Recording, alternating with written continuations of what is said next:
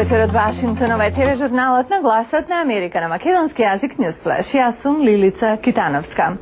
Продолжуваат разговорите за примирие во Газа, но во меѓувреме Израел погоди локација на Обединетите нации што служеше како засолниште за палестинци.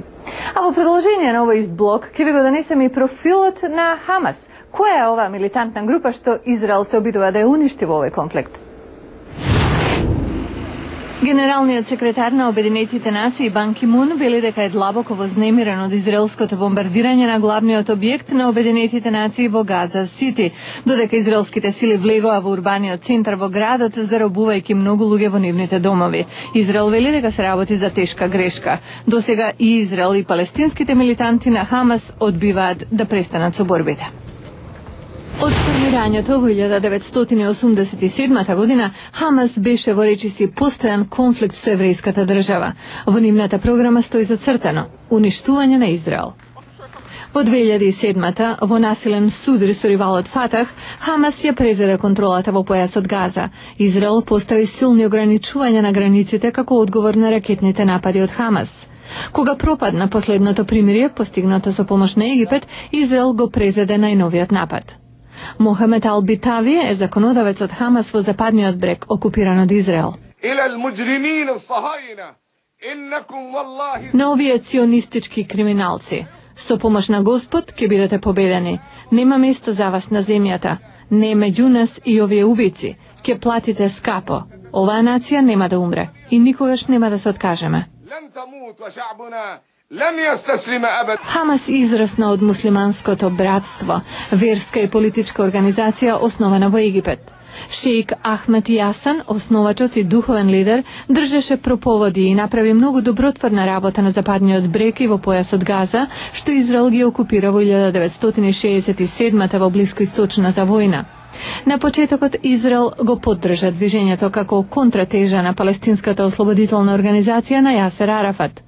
Многу години групата регрутираше и обучуваше самоубиствени бомбаши.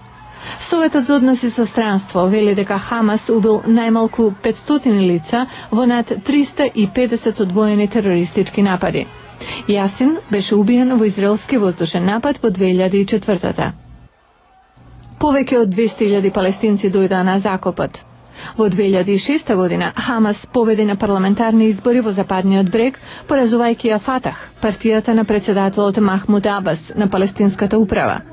Многу палестинци го поддржаа Хамас заради активноста во градење училишта, сиротилишта, џамии, клиники и спортски објекти. Меѓу палестинците Хамас има репутација на честност, наспроти некои официјални представници на палестинската управа кои се покажаа корумпирани. Соединетите американски држави и Европската унија Хамас ја сметаат за терористичка организација. Групата се противи на мировниот процес меѓу Израел и палестинците. Постои големо антиизраелско расположение во арапскиот свет, но некои аналитичари велат дека САД мора наскоро да лансираат мировна иницијатива, делумно заради поддршката на арапските влади кои го поддржуваат мировниот процес, но се соочени со јавен гнев заради борбите во Газа. Джеймс Лајон од истражувачката организација Совет за политичка демократизација и поранешен виш советник за Балканот на меѓународната кризна група во Вудро Вилсон центарот зборуваше за предизвиците на Европската унија и на новата американска администрација на Западен Балкан. Таму беше Јане Бојаджиевски. Намалено е вниманието на случувањата на Балканот изминатите години. Интересот на меѓународната заедница е насочен кон други жаришта во светот, смета Лајон. САД во изминатите 8 години на Европа и ја предаде улогата да ги решава проблемите во регионот, но Лајон смета дека Европската унија се уште има проблеми со дефинирање на единствената надворешна политика како што беше случај со Косово. За земите од регионот, Лајон смета дека во Македонија има направено мал напредок во правосудството во 2008, додека Србија и Босна после чекор наназад во спроведување на реформите. Хрватска пак бавно ги извршува неопходните задачи на патот кон Европа. Дали новата американска влада ќе биде поангажирана на Балканот? Джеймс Лајон вели: Очекуваме администрацијата на Барак Обама да биде малку поенергично вклучена на Балканот отколку што беше случајот со администрацијата на Буш, но тоа останува да се види.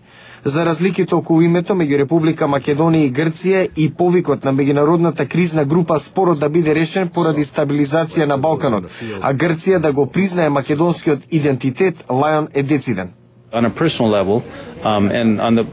Од лична точка и од името на Советот за политичка демократизација морам да кажам дека сме шокирани дека Грција одбива да го признае тоа. Зачудувачки е што грчката влада не признава етничка и национална група која јасно постои. Европската унија изминатата година не се снајде со менаџирањето на ново настанатите проблеми на Балканот. Соединетите американски држави преку нивните амбасадори во главните престолнини во регионот сепак успеа да издействуваат имплементирање на реформите во правец на целосно интегрирање на регионот во Европската унија. Јане Бојаджиевски, Глас на Америка на македонски, Вудро Вилсон, Вашингтон.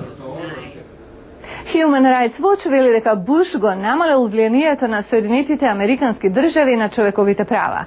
Повеќе за новиот извештај на групата во продолжение.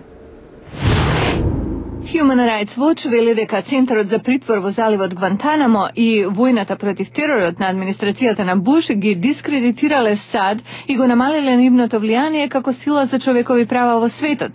Групата вели дека држави како Пакистан, Кина, Египет и Русија, кои го ограничуваат спроведувањето на човековите права, влијаат на агендата на правата во светот. Кенет Рот е извршен директор на Human Rights Watch. Тој вели дека САД ефективно се повлекле од заштитата на човековите права во многу ситуации заради својата собствена пракса во однос на човековите права. Во новиот извештај групата вели дека Барак Обама, кога ќе стане председател, треба да ја обнови лидерската улога во оваа област и да го затвори Гвантанамо. Го гледавте News Flash на Гласот на Америка на македонски јазик. Јас сум Лилица Китановска. До гледање.